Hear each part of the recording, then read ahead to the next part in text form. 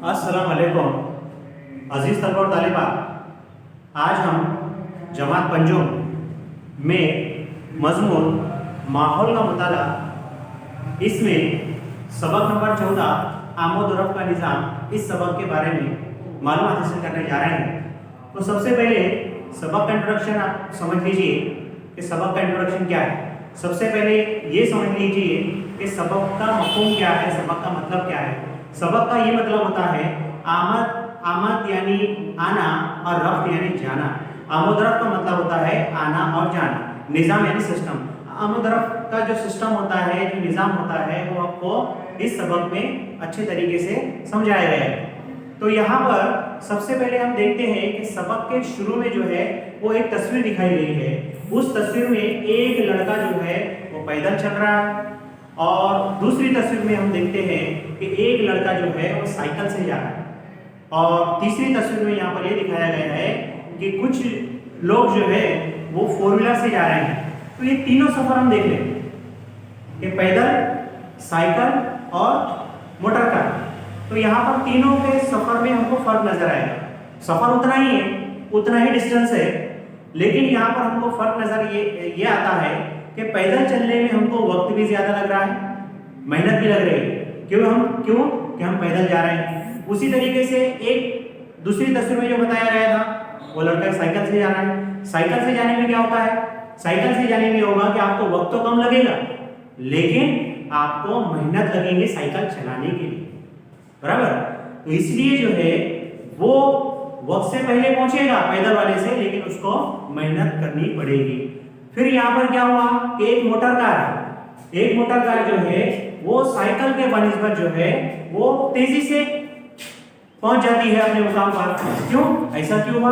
क्योंकि वो motor car है, उसकी साइकिल से स्पीड जो है वो ज्यादा है। अब साइकिल से जब इसकी स्पीड ज्यादा है तो वो वक्त से पहले पहुंचेगी, और मेहनत करने का कोई सवाल आता ही नहीं।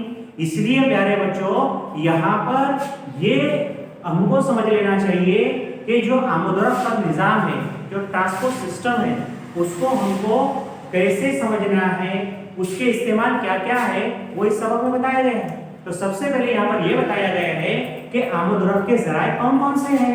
तो आमद-ओ-रफ्त के ज़राए देखिए, cycle, motorcycle, motor car, rail, हवाई जहाज, रिक्शा, ये सब क्या है, आमद-ओ-रफ्त का ज़राए है। आमद-ओ-रफ्त के ज़राए का हम सभी इस्तेमाल करते हैं, है ना।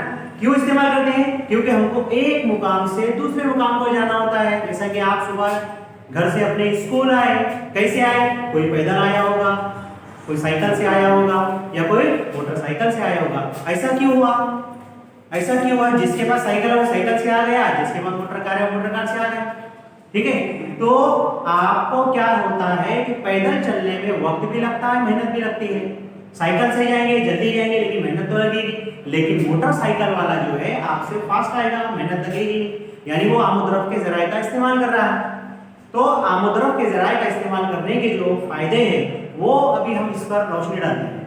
तो आमद-ओ-रफ्त के ज़राए के जो फायदे हैं, सबसे पहले क्या होता है कि आने जाने में सहूलत होती है, यानी तिजारत को फरोग मिलता है।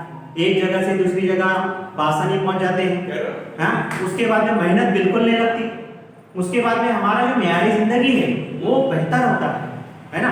उसके बाद जैसे तालीम है, सयाहत है, घूमना फिरना, इसमें सब सहूलतें आसानी से हमको मिल जाती है।